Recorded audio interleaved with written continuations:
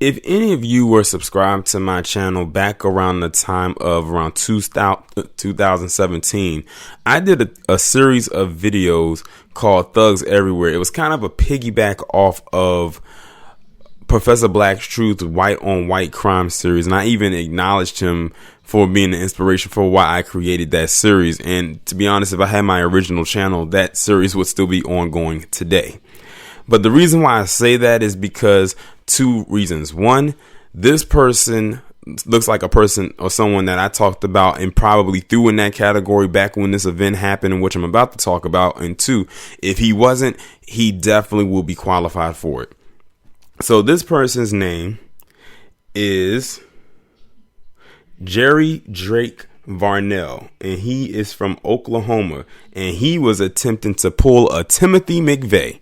Now, for those of you who are not of a certain age and don't know who Timothy McVeigh is, and by the way, when I did my White History Month series, he was definitely one of the people in that month.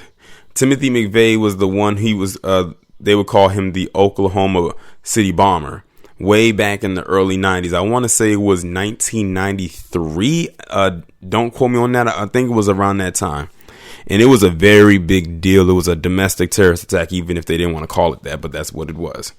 But the reason why I'm bringing that up is because this guy attempted to bomb a bank in Oklahoma back in 2017.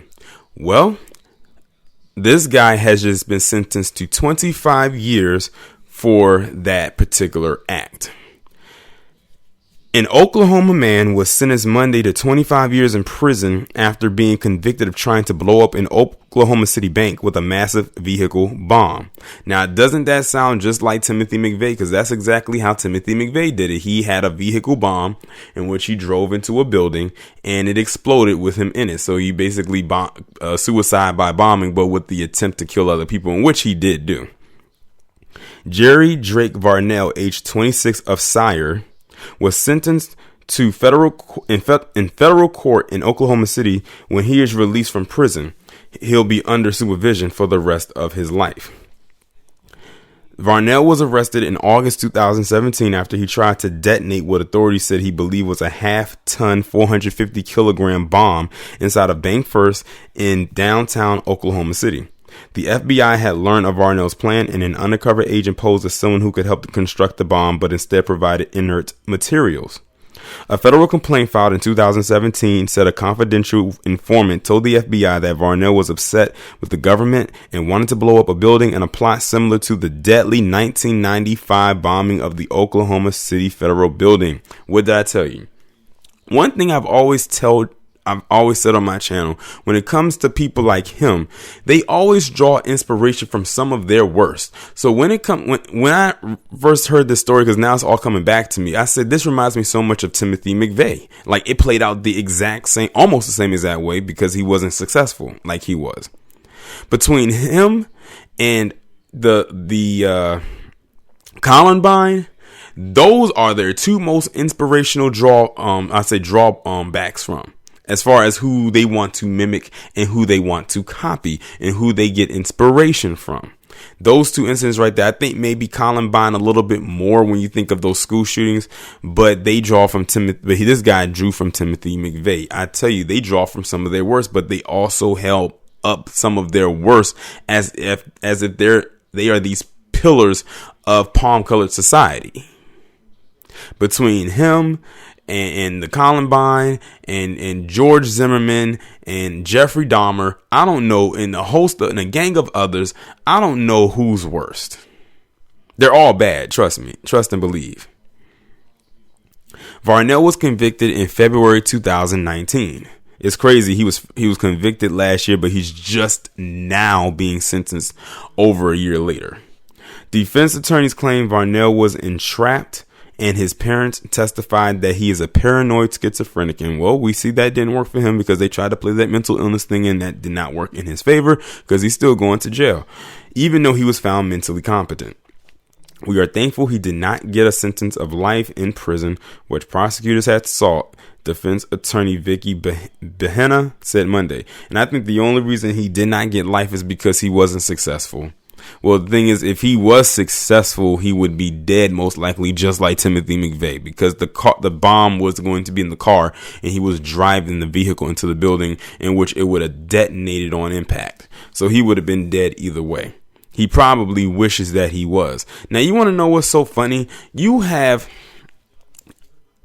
a lot of people in the government who has a close microscope on black people and what they're doing and wanted to label us BIEs and all types of stuff. Yet this guy had a whole plot to destroy a bank in Oklahoma City because one of his reasonings was because he was upset with the government at the time. Now, mind you, this was in 2017, so you're talking a few months after 45 was elected into office. He wasn't even in office an entire year yet. He actually just got inaugurated that year. And it was also, might I add, the same year and the same month as what occurred in Charlottesville. This happened in August. Charlottesville happened in August. The only difference is they were in two different locations, but they had two of the same goals: to carry out palm-colored supremacy. I'm like, anybody who can draw inspiration from Timothy McVeigh is automatically racist in my eyes. Point blank, period. But now, like I said, now looking at this guy's picture and looking at the story itself, I can see, now I think it's all coming back to me. That's why I missed my original channel, because I had so much good material on it. But, you can't go back into the past. But yeah, that's the only reason he didn't get life, because nobody died. Because let's be real here, like I said, if his plan went off without a hitch, he would be dead. It would have been no way he would have survived that.